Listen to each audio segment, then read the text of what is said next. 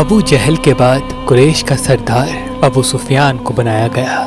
یہ بنو امیہ سے تھے، تبھی بنو امیہ اپنے آپ کو اور بھی محترم سمجھنے لگے۔ اللہ کے رسول نے جب اللہ کا دین لوگوں تک پہنچایا تو ابو سفیان اور ان کے ساتھی بار بار اللہ کے رسول کی توہین کرنے لگے کہ قریش کے سردار ہم ہیں اور ہم اس ہاشمی نبی کو تسلیم نہیں کرتے۔ بس یہ بغض قائم ہی تھا کہ انہوں نے اللہ کے رسول کو قتل کرنے کا ارادہ کر لیا۔ اللہ نے اپنے رسول کو حکم دیا کہ وہ ہجرت کر لیں، تو بس اللہ کے رسول نے مکے سے مدینے کی طرف ہجرت کر لی اور اللہ کے دین کو پھیلانے لگے، یہاں تک کہ ابو سفیان نے مکے والوں کو جمع کر کے اللہ کے رسول سے جنگ کی جو بدر کے کنویں کے پاس تھی۔ اس جنگ میں اللہ کی مدد مسلمانوں کے ساتھ تھی اور یوں ابو سفیان اور مکے کے لوگوں کو شکست ملی۔ بس بدر کی شکست کے بعد ابو سفیان کی بیوی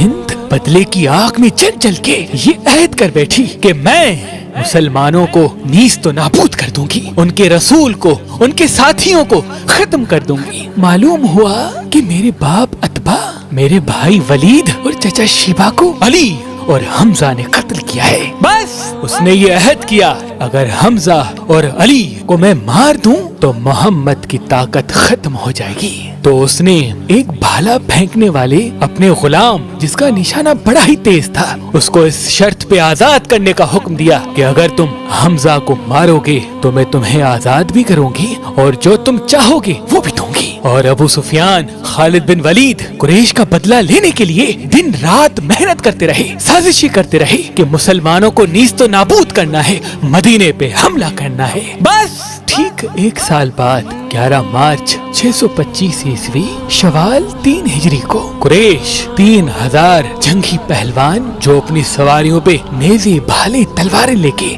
مدینے کی طرف روانہ ہوئے۔ اللہ کے رسول کو جیسے ہی یہ خبر ملی تو اللہ کے رسول نے یہ چاہا کہ مدینے میں رہنے والوں کو کوئی تکلیف نہ ملے، تو آپ 1000 لشکر کے ساتھ کوہ احد پہ آ گئے۔ تبھی اس جنگ کو جنگ احد کہتے ہیں۔ بالآخر 23 مارچ سن 625 عیسوی ہفتے کے دن قریش اور مسلمان ایک دوسرے کے مدِ مقابل آنے لگے۔ اللہ کے رسول تمام اصحاب کو پہاڑ کے چاروں طرف اپنی اپنی جگہ سنبھالنے کے لیے فرما ہی رہے تھے کہ اتنی دیر میں خزرج قبیلے کا سردار عبداللہ ابن ابی اپنے 300 ساتھیوں کو لے کے مدینے واپس چلا گیا اور یوں مسلمانوں کے فوج کی تعداد 700 رہ گئی۔ مسلمان لشکر کے مغربی جانب ایک پتھریلی پہاڑی تھی۔ اس پہاڑی پہ اللہ کے رسول نے 50 تیر انداز کا ایک دستہ متعین کر دیا تھا اور یہ فرمایا تھا مسلمان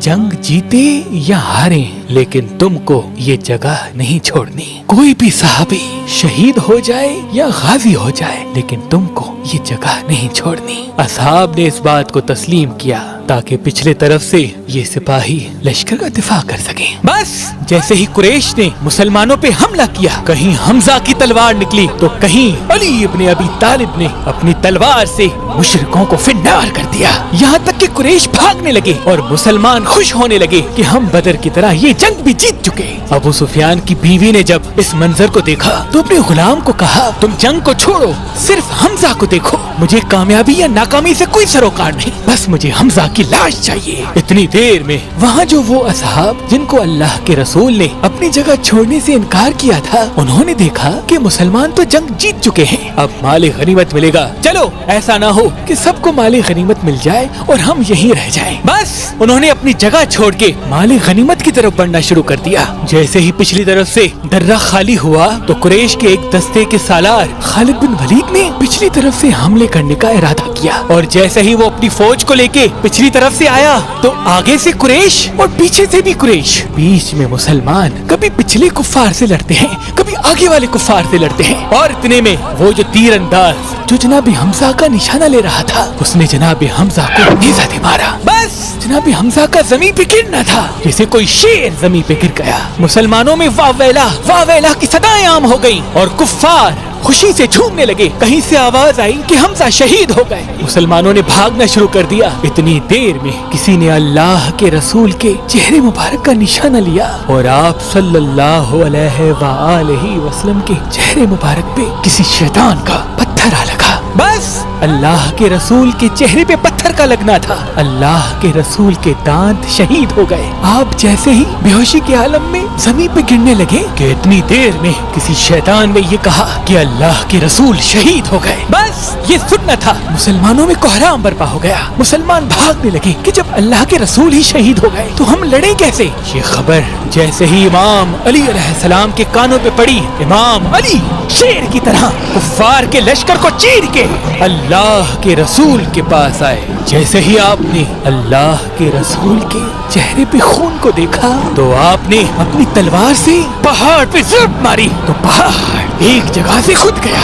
امام علی علیہ السلام نے اللہ کے رسول کو اس کھدے ہوئے پہاڑ کی جگہ پہ بٹھایا اور ایک علی پورے قریش سے مقابلہ کرنے لگے. بس ایک طرف علی کی تلوار تھی، علی کی طاقت تھی، اور دوسری طرف قریش کے سارے بہادر. بس کسی کا سر، کسی کے پاؤں، کسی کے ہاتھ زمین پہ گرتے رہے اور کفار میں کوہرام برپا ہو گیا. کوئی اللہ کے رسول کے قریب نہیں آ سکتا. امام علی علیہ السلام اللہ کے رسول کی حفاظت کر رہے ہیں کہ اتنی دیر میں امام علی علیہ السلام کی تلوار ٹوٹ گئی. بس تلوار کا ٹوٹنا تھا.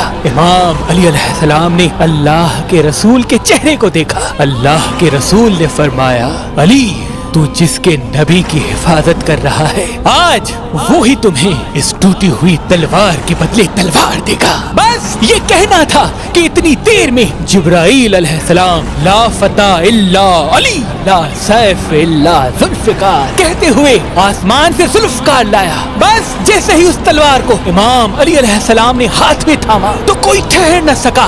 سب بھاگنے لگے. ابو سفیان نے کہا جاؤ ورنہ سب کے سب مارے جائیں گے. اللہ کے شیر نے اللہ کے رسول کی اس طرح سے حفاظت کی. بس جب کفار بھاگ گئے تو امام علی علیہ السلام نے اللہ کے رسول کو اپنے ہاتھوں پہ بلند کیا اور فرمانے لگے، مسلمانوں ھذا محمد الرسول اللہ، اللہ کے رسول ہمارے ساتھ ہیں. بس جیسے ہی اصحاب نے دور سے اللہ کے رسول کو دیکھا ان کے چہرے مہکنے لگے اور وہ قریب آ کے اللہ اکبر کہنے لگے. سلام ہو رسول اللہ کے محافظ، اللہ کے شیر علی ابن ابی طالب پر.